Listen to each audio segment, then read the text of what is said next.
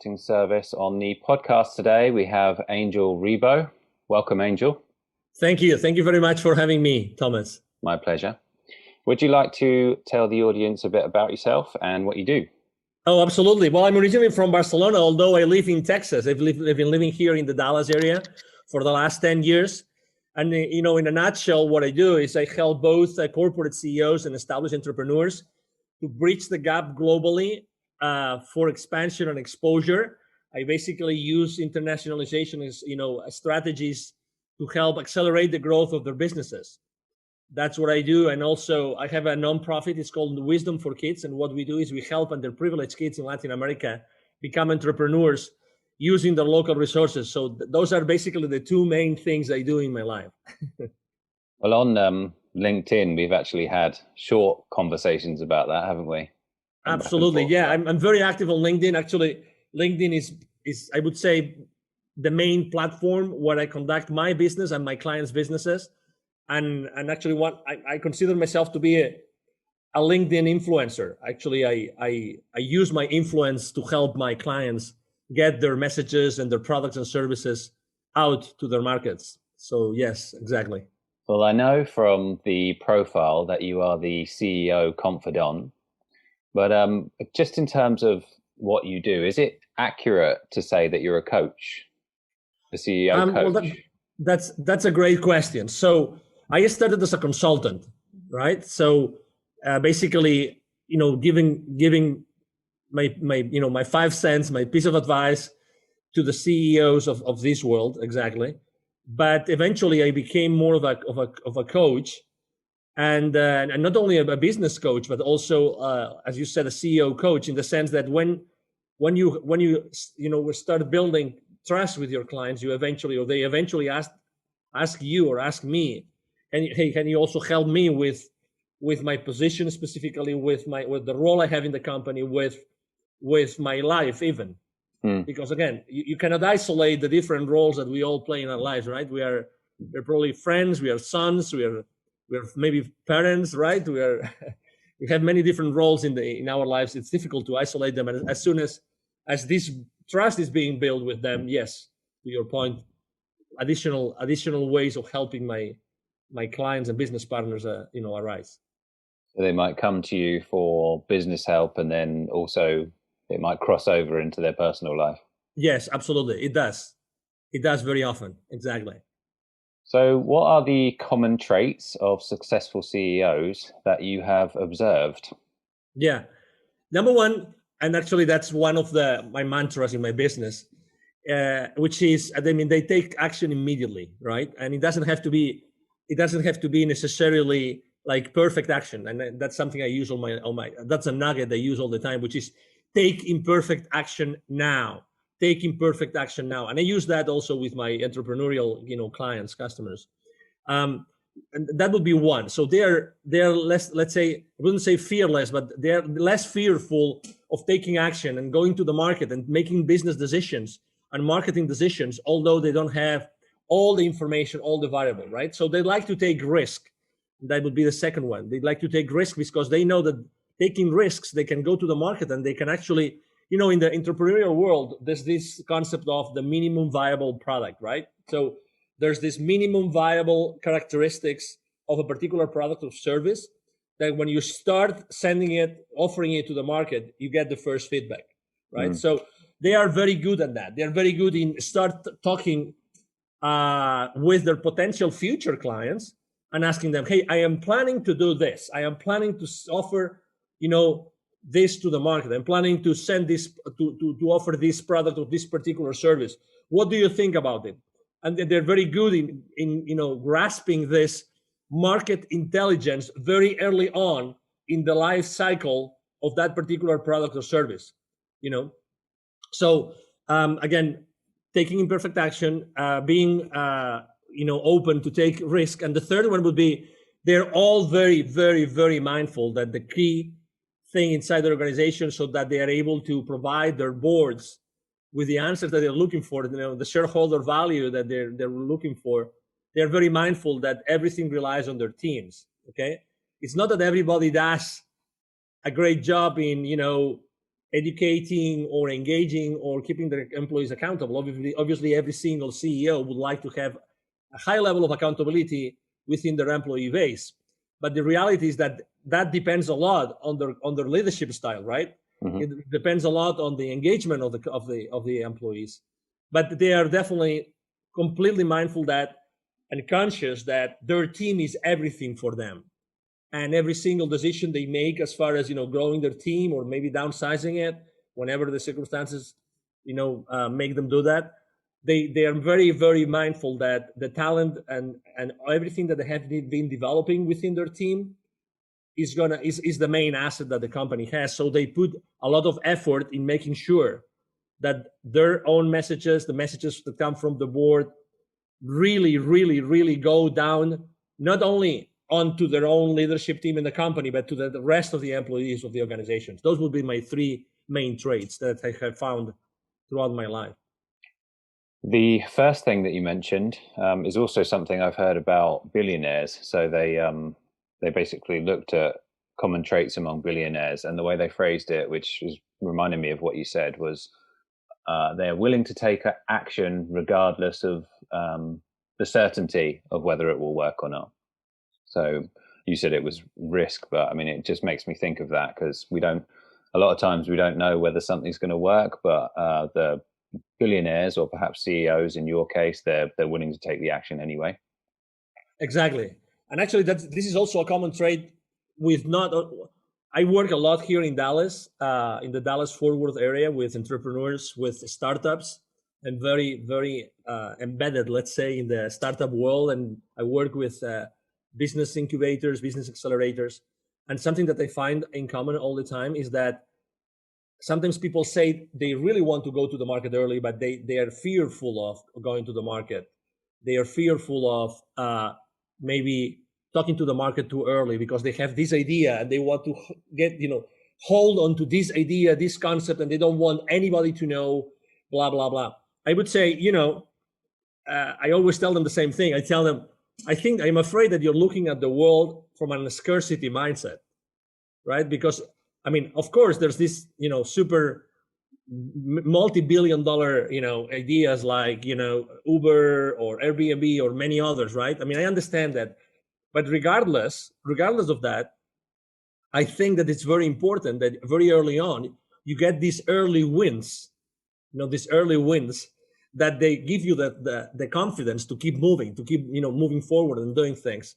And I like to think of organizations. I sometimes, I have my own like frame of reference in my life. I see the life in a very specific, peculiar way.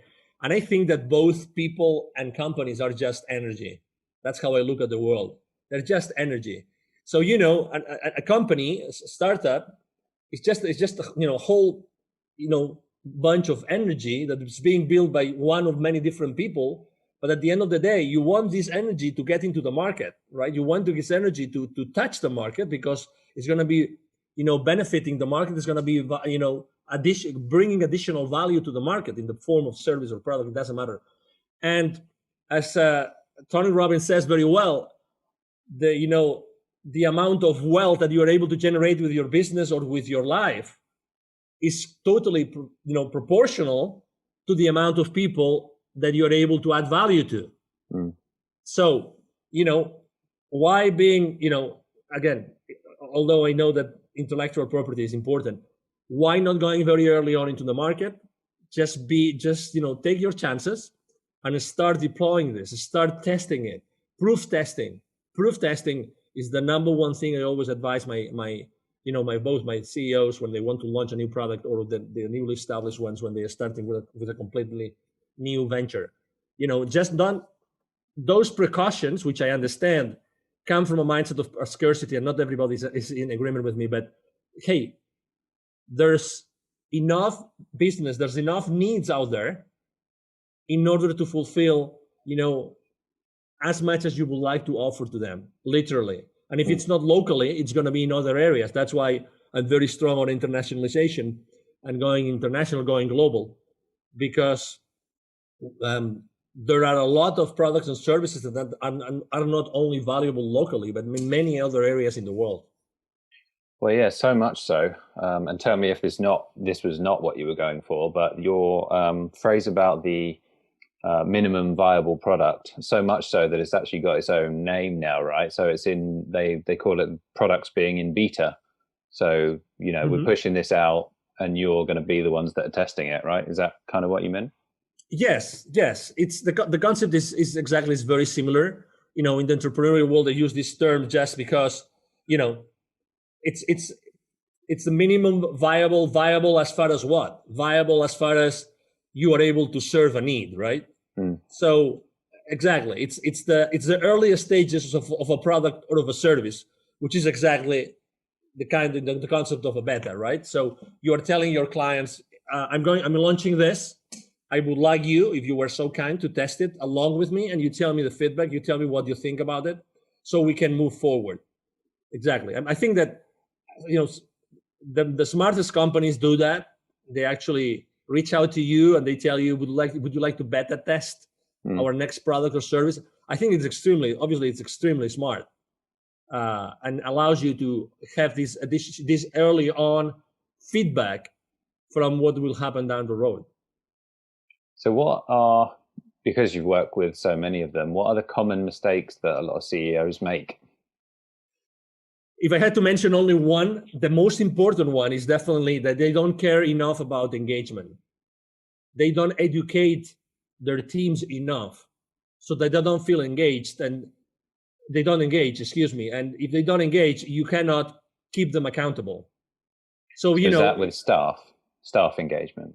yes, exactly. That's definitely the one. And as the company grows, you know, one mistake that I see very often is that again, they stop being the leaders that they were in the beginning when the company started. So they little by little they kind of start building the ivory tower kind of thing, and they forget about they're not so involved and engaged with the rest of the team. I would say that's definitely the number one, um, let's say, mistake or challenge they have as soon as they start growing, making sure that they give their teams the right education, so that they really feel that, oh my god, I feel empowered. I really understand that we can do this. Because at the end of the day, we do not have to forget. I mean, you have your own business, Thomas, so we don't have to forget that, or we shouldn't forget that we exist because we put an equity, and we want a high return on that equity. We invested in our business.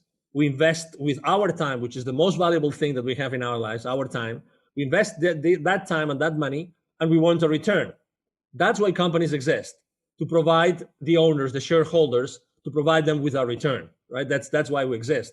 And sometimes we forget that, but what if every single employee was fully aware of the financial implications of their business decisions, right? So that's extremely important.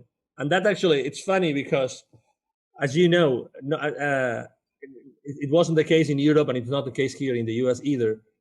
We are not educated, from kindergarten up to 12th grade or high school. We're senior high school. We're not educated on financial, acumen. We're not educated on financial literacy.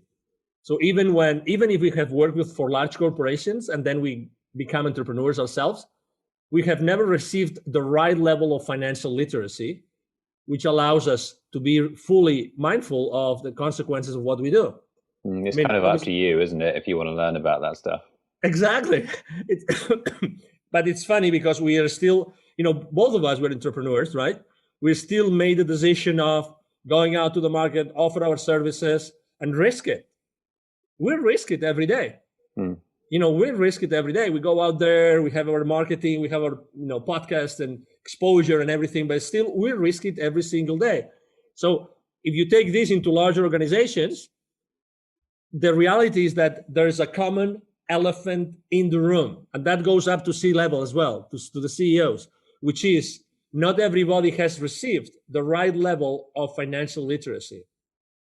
I mean, I was reading the other day a great book that speaks about very basic business concepts, and uh, only 46% of C-level of business operators really understand the basic financial principles of organizations.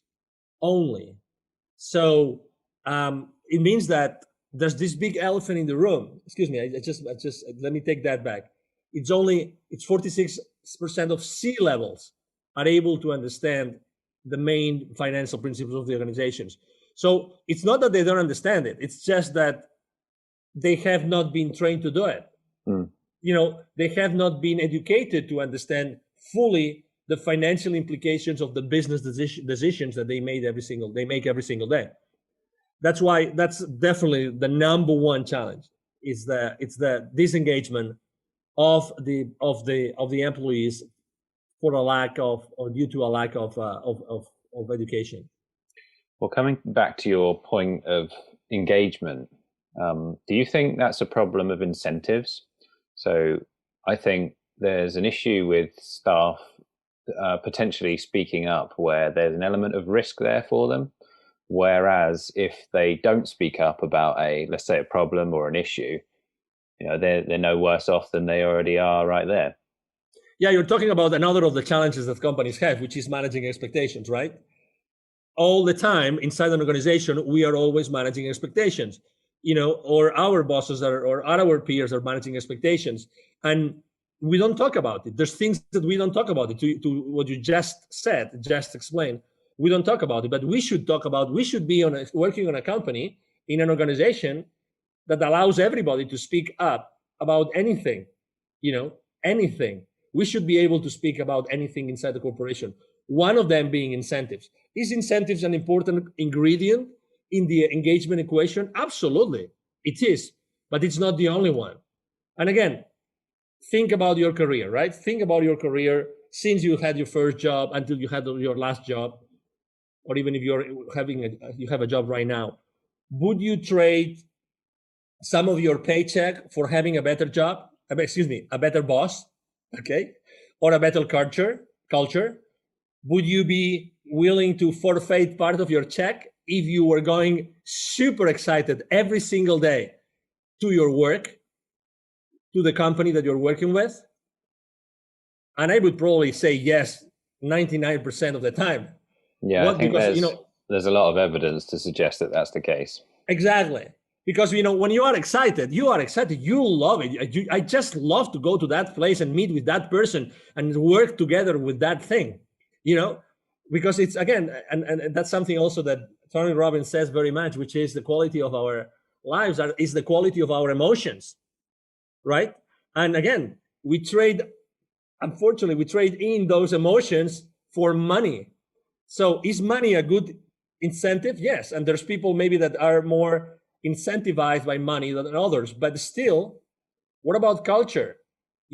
What about culture? What about if you were given all the education, again, going back to education, what if you were given all the education that you need inside the company, that you feel really empowered? You feel really empowered and you feel that you thrive in that organization. Is that going to impact positively engagement? I do feel so. I do feel so.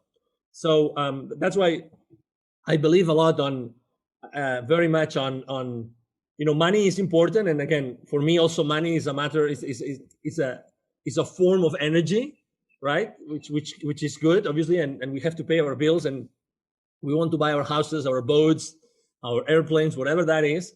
But still, it's the every single day emotion that we go through and experience, human experience with our feelings and emotions, that really counts. And, when you go back home at night, when you explain, how was your day, right? If there's someone at home asking you how your day was, even if it is your dog, right?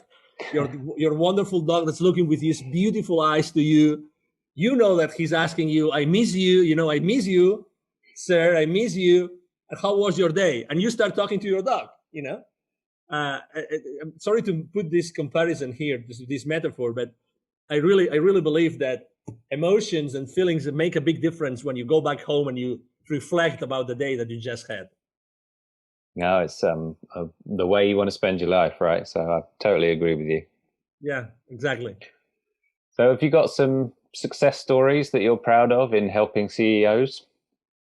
Yeah, there's a lot of stories.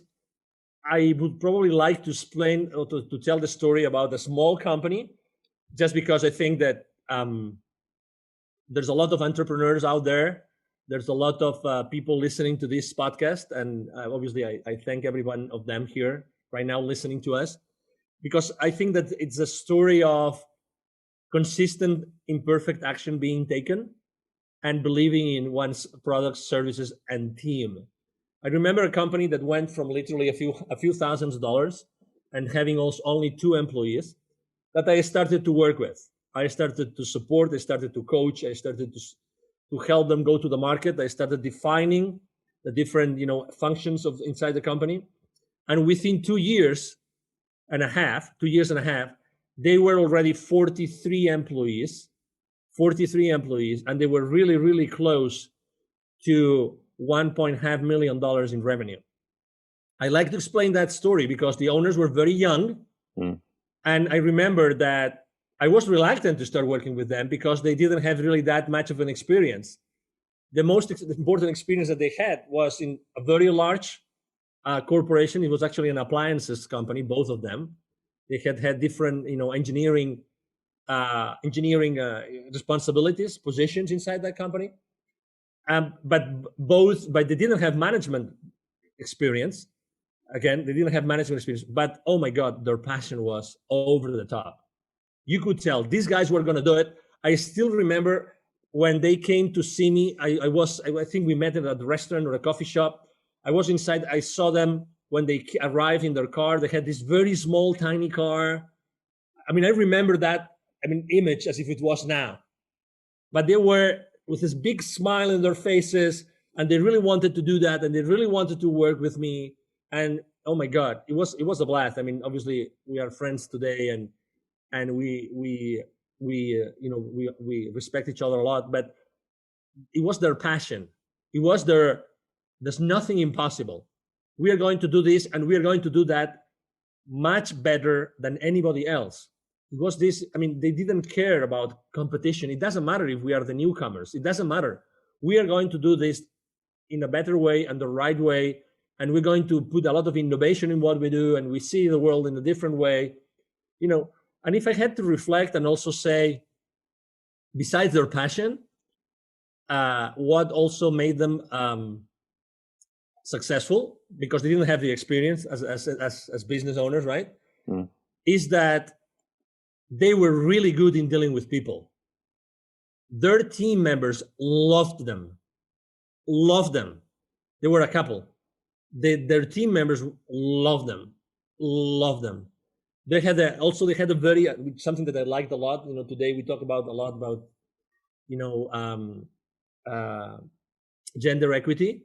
They did a great job. I mean, their industry was high tech, so it's a man dominated industry, but they had a very well balanced. I work a lot in the diversity and inclusion space, and they did a great job bringing female workers and male workers all together for the good of the company. And very, very young, very, very excited employees still today. I mean, I haven't worked with them for the last 10 years now, and 5 years now, but they still remember me, and I will never forget. Every time I was going to visit them, the excitement, their team, the way that they were supporting each other and helping each other internally. That was really a great experience. So they went from 2 to 43, did you say? Yeah, yeah. Now, for some reason, when I asked the question, I thought that it would be, taking a corporate to bigger numbers or something, but I can completely understand why it would be something, I don't know, more meaningful, a story that's more meaningful to you, taking something which is barely just started to what most people define as successful. Yes, obviously it's important to help a company, for instance, to expand internationally, to build a distribution channel so they start generating millions of dollars within a couple of years, 3 years, and you have a big budget to spend to do that as well. But that's it. I mean, when a large corporation starts doing this, they already have all the checks and balances and everything in place. Obviously, it's a nice story, and we help a lot of people, but it's a completely different environment, right? It's a completely different experience as well. Yeah. Because obviously every single one of these 43 means 43 different families. Yeah, it's more personal, isn't it? Yes, it is.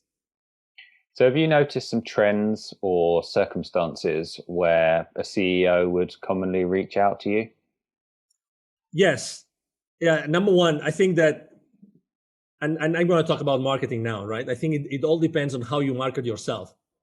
And obviously, I mean, thank you for this opportunity today, because at the end of the day, every time that I expose myself, I'm reaching out to the world, and the world is listening to me, right? So what kind of CEOs, you ask me, what would make them reach out to me? I would say, what makes them be attracted to me? Okay, that's the question I'm going to answer. It's the smile, isn't it? Well, obviously, I mean, it's the attitude. It's the attitude. If you've read that book from this guy that was so many years in the concentration camps in Germany, Viktor Frankl, In Search of Meaning, if you've read that book, he would say that regardless of where you are in the world, even if you are for 5 years, 10 years in a concentration camp, it's your attitude which is going to keep you alive. So it's the same thing. So I think that number one, obviously, people reach out to me because they have something that they want to do, or they have something that they want to get rid of, and they are looking for help. So number one, they are humble enough to ask for help. That's the number one thing. Those CEOs know that they need help, and they think that they could help them, either because of my professional background, or either for the values that I put out there every single time I go out there with any of my marketing strategies, right? You probably have seen that. Exactly. I'm very active on LinkedIn. I post every single day. I make a mix of my clients' content, my content, very personal things. I actually talk very personal very often. Last year I talked a lot about building bridges and these kind of things, right? I like the comedy. Yeah, exactly. And I like to connect. Like at an emotional level, right? And at a very human level. So I stand for humility. I stand for probably acceptance. I stand for gratitude. I think that those three principles, at the end of the day, if you consistently get out to the world and expose yourself with a specific verbiage and attitude, eventually the world comes back to you because of that, because they value those principles, or they value that what you do every single day. There's this, you're a marketing expert, so that when someone starts talking about, okay, so I'm going to serve that community, and that's going to be my persona or my avatar, and very often we make a big mistake, which is we're trying to have this avatar so wide so we can attract everybody, and it's the other way around. It takes a while to entrepreneurs to understand this, that the more specific you are about how you position yourself and how you are yourself reaching out to the world, the higher the chances that you're attracting the CEOs or the business owners or the entrepreneurs or the startup, leaders that you want, that they need your services, that you want to attract to your practice. If you're marketing to everyone, then you're marketing to no one. That's exactly the quote that I use for that one. So would you say that it's about they're looking to achieve something, and they're not 100% sure on what it is that they want to achieve, but they see you as the person who can help them get there, basically? That's a possibility. I would say that sometimes they know that they need help, but sometimes they're not able to put it into words perfectly, and it would surprise you from a high level executive, right? But at the end of the day, it's they're humans. They're human beings, and you don't know the circumstances that made that person become the CEO of that organization. You have no idea, right? I mean, you just guess, right? You go to Facebook, you go to LinkedIn, you look at their profiles, right? And you just guess what they went through in their lives, but that has nothing to see. I think that anything holds on paper. Anything. You can justify anything just because of a piece of paper, right? But what is the reality behind that? What is the real concern? What are the emotions? What are the feelings? Right? What is the thought process of a person? You have no idea until you start talking to them. That's why I'm saying they might want something, but they don't really know what they need. I'm going to repeat this. They might want something, but not necessarily know what they need. Right? So that's why, in the beginning, in the initial conversations with our, potential clients, that's what we do. We try to make sure that maybe what they think that they want, you can provide them because you have been able to understand what they need, right? So they have a sense of fulfillment when you provide them with what they want. Does it make sense, Thomas?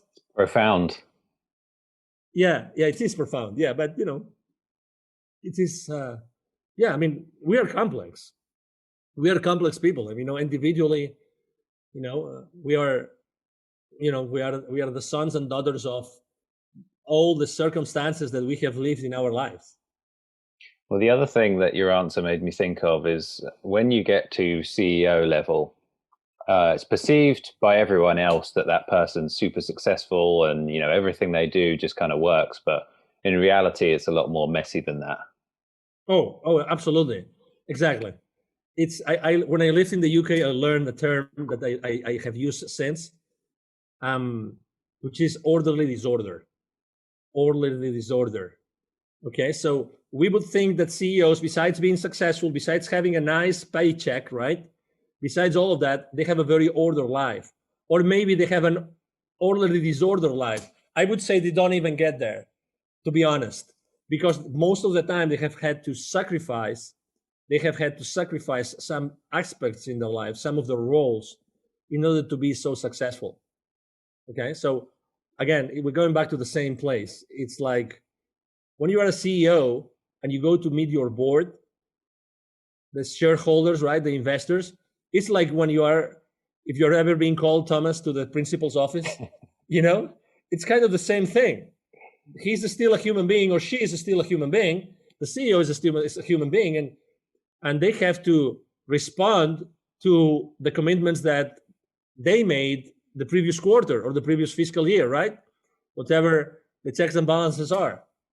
But again, they are still human beings, and they have had to sacrifice because how many hours, is it 168, right? Hours a week. So we have 168 hours a week. So that's how many hours we have, all of us. It doesn't matter if you are the CEO of General Electric or British Aerospace, or you are a small business owner, or you are an employee. It doesn't matter.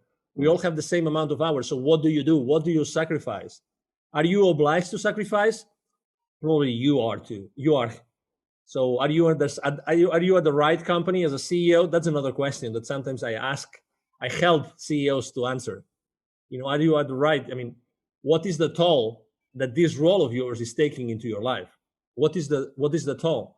Are you willing to keep on paying that toll every single morning when you get into your car and you're driving towards your office? Is that still enough? Is it still paying off? Are the dividends, are your personal and family dividends enough?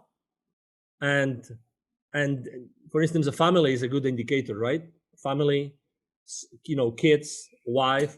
This is a great indicator of someone's life, of someone's quality of life.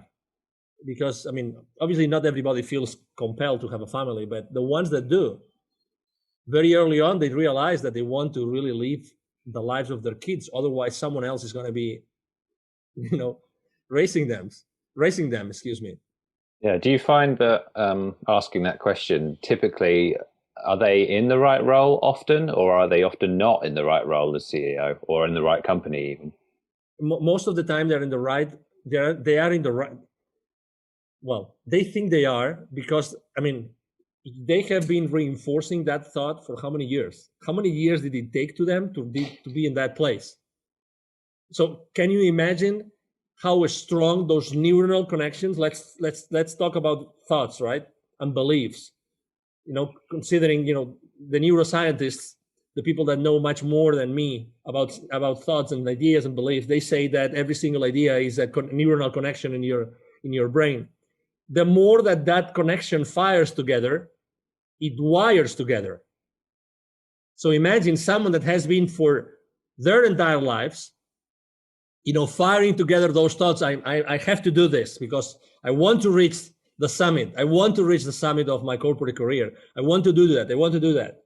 So their thoughts are very strong, very strong. So then it's when you ask the right questions is that they start opening themselves and they start valuing and assessing the decisions that they made throughout their lives.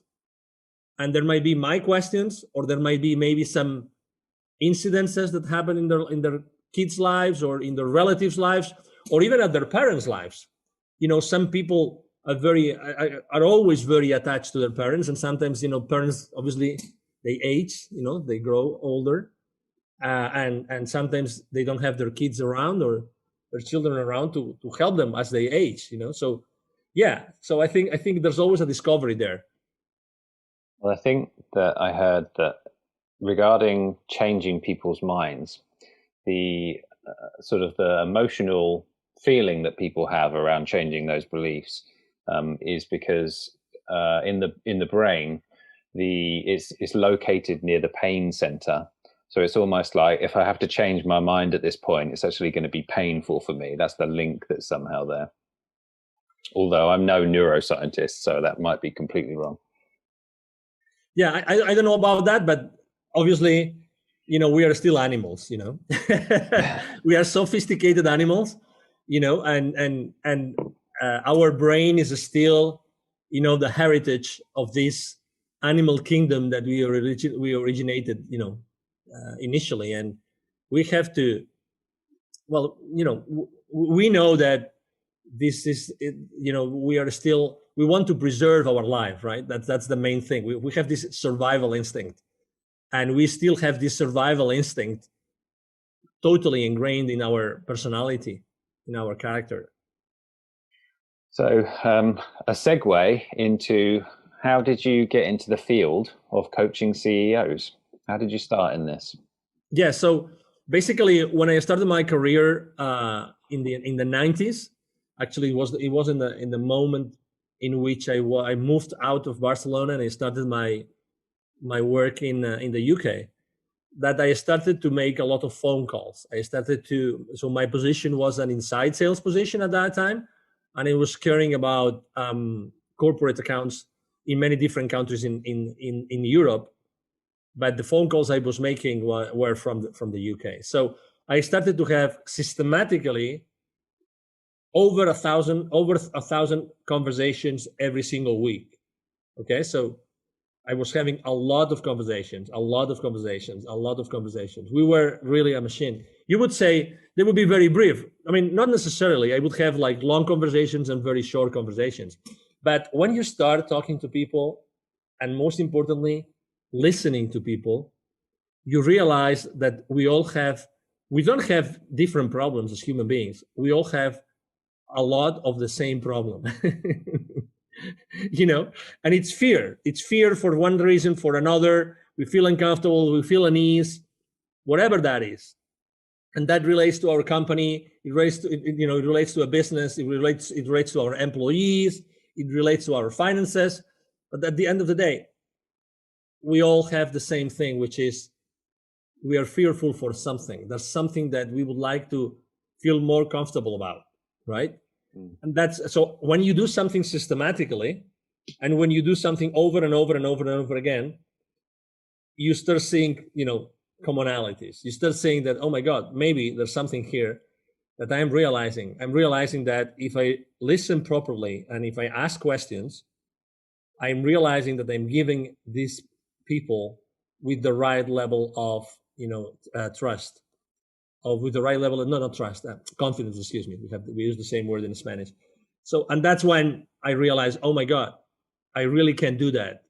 And also something is that I was very good in dealing with gatekeepers. So I would reach out to C-level executives with some frequency. So I realized that, again, these people were, exactly the same way that the people at the bottom.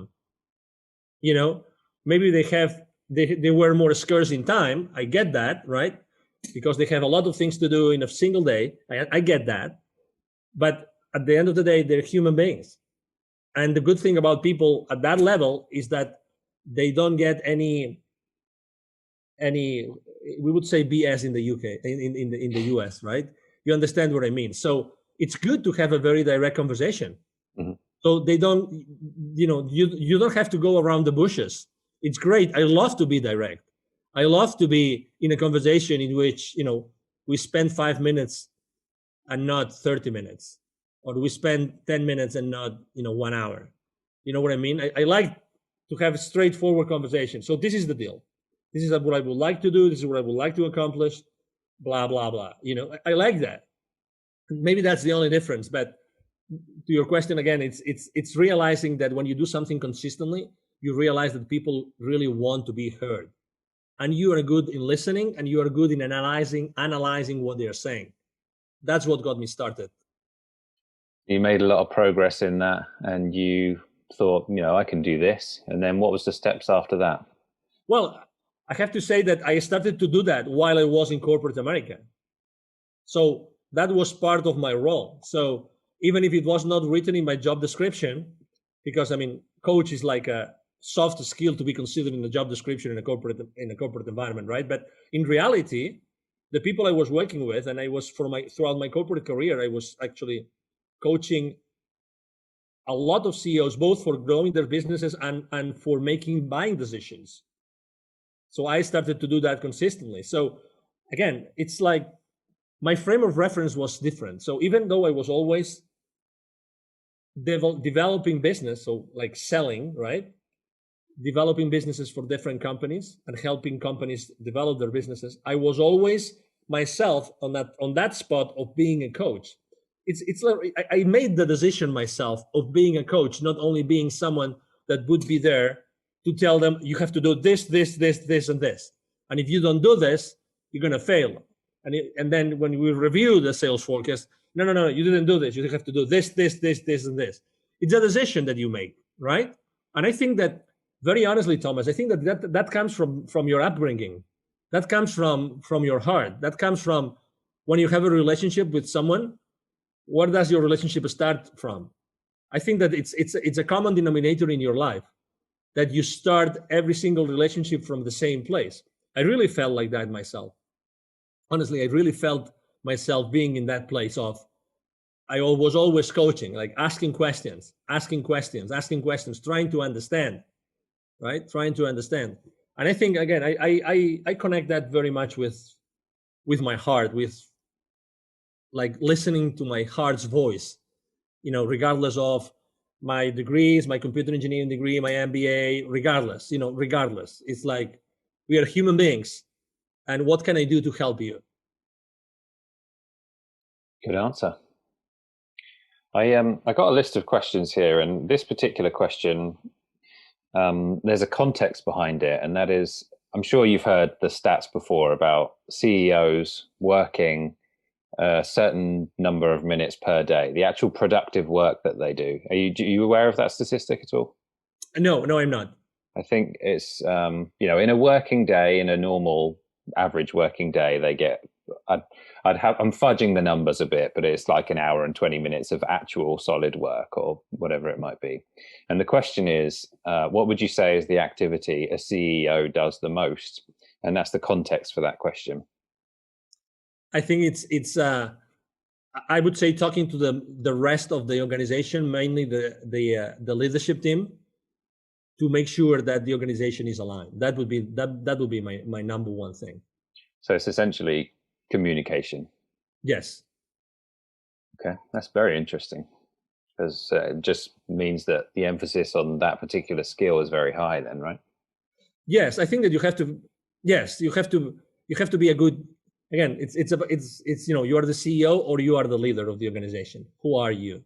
The CEO or the leader, right? I believe that the real leaders, are the CEOs I work with are the real leaders of the organization. And what are, would you say, are the biggest misconceptions about CEOs? Yeah, the biggest misconceptions is what you mentioned before, which is they're so successful, they're so happy, everything is great, everything works out, they have the perfect life. That would definitely be one of them. I actually have a very interesting example to mention, which is a real, this guy was running a multi-thousand employee company in the healthcare sector here in the US. And I will never forget what he was telling me. Actually, we became friends, so I meet with him from time to time, and he always tells me I would sacrifice all my wealth, and so that he made an exit of multi-hundred millions of dollars. He made an exit. So the caliber of his wealth. I would sacrifice all my wealth for having the family that you had. Wow. That's a true story. I would sacrifice all my wealth, all of it, for having the beautiful family that you had. Presumably because in order to become a CEO, you're neglecting the rest of your life, right? Mm-hmm. Yes. And So do you, interestingly enough, he's a people's man. In this case, he's a man. I mean, he gets along with people a lot, but exactly, he sacrificed that part of his life, and it's never too late, right? It's never too late, but there's things that with age they become more complicated. so for people who might be watching this that would want to become a CEO, and they're smart enough to be able to know that that's a problem, what would you say to someone who's essentially trying to have both? Put your priorities right. Put your priorities right. I think that you can achieve both, but you have to put your priorities right since the very beginning, and make the different roles in your life support each other. Sometimes we believe that we can only be one thing or another. How can one thing help me be the other, right? So how can you involve, maybe, I mean, there's CEOs that bring their families to their companies. I mean, I don't mean like employees, but maybe they bring them to just to show them things that can help them. They bring their kids because they want their kids to be inspired. So and some others try to keep both worlds very separated, very different, right? Very, one aside from the other, one apart from the other. But I would say that get your priorities right very early on in your career, and number two, and make sure that you always think of your life as a pyramid, that every single stone supports each other. Okay, it's not like every single stone in that pyramid supports each other, and then when you start growing, I think that one of the things that we unfortunately don't do well in life, and that's due to the education that we receive, is that we don't ask enough. We don't ask enough, and I think that's a common denominator inside in the corporate world too, is that we don't set the right expectations, or we don't ask enough, or we don't ask enough questions to the right people expressing what we can do and what we want to do for that organization. Okay, I've seen people progressing inside their organizations, becoming the CEOs, and those were people that were obviously, they were very passionate, they were very clear, they were very focused, but at the same time, they were asking the questions, and they were asking that they wanted to do some things. We tend to be, in general, asking questions aloud and to be exposed is not properly valued, socially speaking. It's identified as you don't fit in because you ask that uncomfortable question. I think that we all should. If I started my life again, all right, if I started my life again, I would probably ask more questions and continuously ask questions and ask to receive. And there's a universal law here, which is the law of reciprocity. I think that we don't receive enough because we don't ask enough. I think there's probably also an issue there with, I think that human beings feel like they're more transparent than they are. And I don't know if that's a psychology issue from when you're, when you're brought raised, and you think your parents seem to know a lot, and you think that everyone else seems to know what you want, but in reality, people know very little about what you want, right? Well, let me tell you a very simple example. You're going with your parents to see some relatives or some friends, and what's the first thing that your parents are going to tell you? Most likely, don't ask for anything unless you're being offered, because it will be considered as rude, right? And I used to think like this before. I mean, I remember my mom telling me, please make sure that you behave, make sure that you don't do this, you don't do that, you don't do that. How many don'ts compared to the do's would your parents tell you when you would visit some relatives? So there's this sense of fitting in that I think is too strong in the world today, and that makes us not ask in order to receive, to be very honest. So, would you ever coach someone to go from an existing lower job to becoming CEO, or have you ever done that?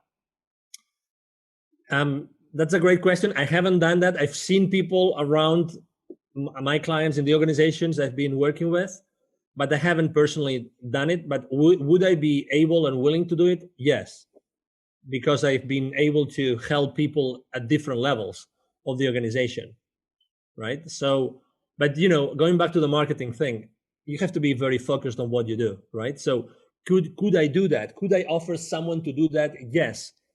I have not offered it as a service. I have not publicized it. I haven't, throw it to the world out there. But could I do it? Yes, because So you wouldn't decline it, but you know who your customer is, which is CEOs essentially. Yes. So I wouldn't decline such a request from someone. If someone asked me to do it, I wouldn't say no. I would say yes, because also I believe that you have to always. I mean, even myself. I mean, I put myself out of my comfort zone every single day because not because I like to feel uncomfortable, but because I just like to test myself. It's like a podcast interview. Actually, you don't know what the host is going to ask you. Even if they provide you with a list of questions, it doesn't matter. Still, there can be a lot of different questions which are going to be asked, and maybe you are not comfortable answering. Honestly, I believe that every single podcast interview I'm giving, it's a growth opportunity for me. Totally. Well, they can. I mean, questions in general can get you thinking about stuff that you hadn't otherwise thought of before, right? Yeah, exactly. So I know you mentioned Tony Robbins. Who are your mentors?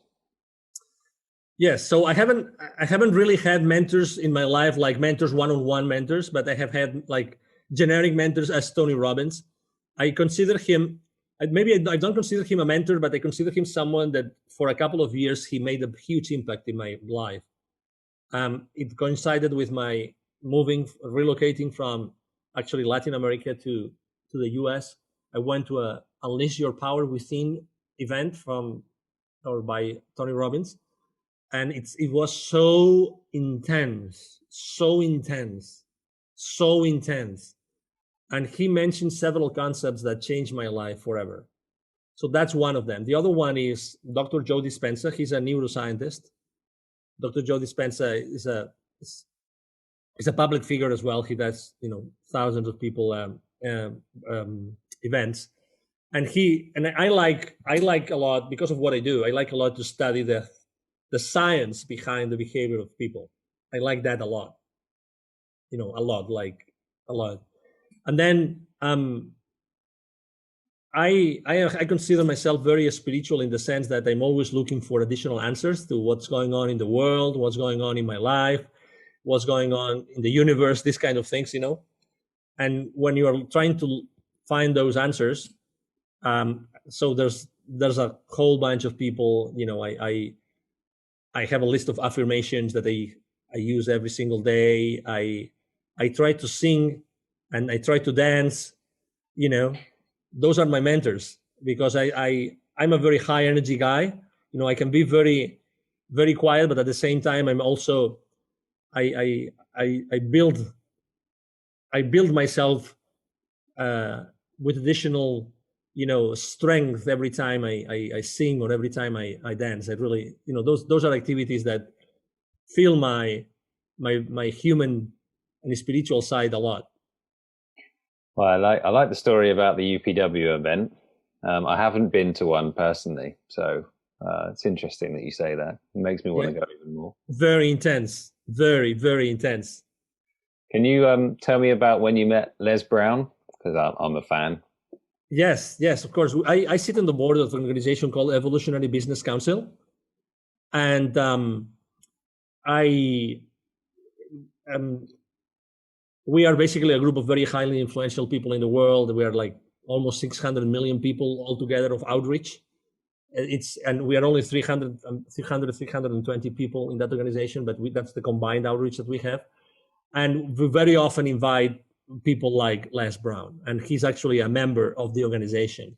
Okay, so we invited him, and we were together in Costa Rica, and we had a blast. We were like 4 or 5 days together. It was a very small event, and yeah, we became very close. I mean, we have now common friends, and there's people that in his team, and he is actually I have interviewed him for my activities. I remember one time I did a telethon, like a 22 hour straight of live interviews on Facebook, and one of my interviewees was actually Les Brown.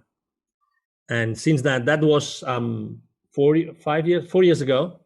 That was 4 years ago. You've probably seen the picture online, my picture with him, right? And we've been in contact. I met his son then also as well. I met his daughter. Yeah, he's an extraordinary human being with a great team. I've quoted Les Brown many times, so yeah, I'm a big fan as well. Yeah, but yeah, great story. I've been doing our podcast. I did a little bit of research, and can you tell me about your goal to help 810,000 kids to become entrepreneurs? Yes. So when I started, Wisdom for Kids, basically I started assessing what's the need in Latin America, and the need is very clear. There were 81 million kids in Latin America in 2012, according to UNICEF figures. So I had when I was living in Latin America, I lived in Latin America for 10 years. When I was living in Latin America, I was seeing the poverty all over the place. So when I left corporate America, I decided to start with a couple of friends. I started Wisdom for Kids, which is the foundation that I'm the president of, and I co-founded. And what we do is we help underprivileged kids in Latin America become entrepreneurs using the local resources. So basically, I saw this huge opportunity of helping kids with my entrepreneurship skills and my friends' entrepreneurial skills, and also to connect those worlds, the worlds of the very highly influential people in Latin America I had met when I was coaching, because I coached a lot of people in Latin America, a lot. I lived there for 10 years. And to bring this world down to or in connection with the most underprivileged people in the world, which are the kids, right? And then, everything started. So we have held more, we had to stop activities last year, but we have held more than 1,000 families with their kids in different areas, mainly in Mexico, because it's the closest place here to the US. And yeah, it's extremely, it's one of these places in which I recharge my batteries. I get totally knackered because I really work really hard, and I do a lot when I go myself and deliver the training, the workshops, the inspiration that we give those kids. I really empty myself of physical energy, but from a human spiritual energy, I fill up totally by doing that and going to very underprivileged areas and indigenous communities, these kind of things. That's amazing. Congratulations doing Absolutely. that. Thank you. So, one thing I have noticed from your LinkedIn activity is that philanthropy very important to you. Mm-hmm. Yeah, very much. Because I have been volunteer for local hospices here. I always think that we can do so much more with our time. It's like getting your priorities right. I really think that, as opposed to be And I do that a lot because of my business, but as opposed to be on social media or on TV, you can do so much more to make this world a better place, this world a better place.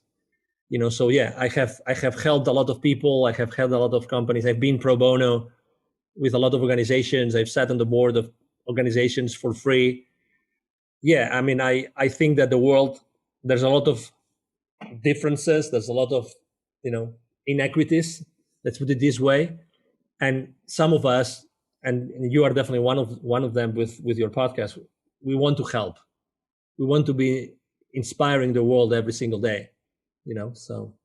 Well, thank you very much for all the value you've given on the interview. And can you Absolutely. tell the audience where the best place for people to find you is? Absolutely. Yes. As you mentioned before, my brand is the CEO Confidant, And my name is Angel Ribo. So the easiest way is to go to LinkedIn because I'm very active. I answer all the messages there. And then my email is very simple. It's Angel, ANGEL, at Angel Ribo. Ribo spelled as RIB as in boy O, Angel at angelribo.com. That's my email address. That's the easiest way to reach out to me. And Thomas, I wanted to say thank you very much for you allowing me to be here to speak to your audience and for having such a great conversation with you today. It's absolutely my pleasure. And I will speak to you soon, all right? Thank you. Thank you very much. Bye-bye. Bye-bye.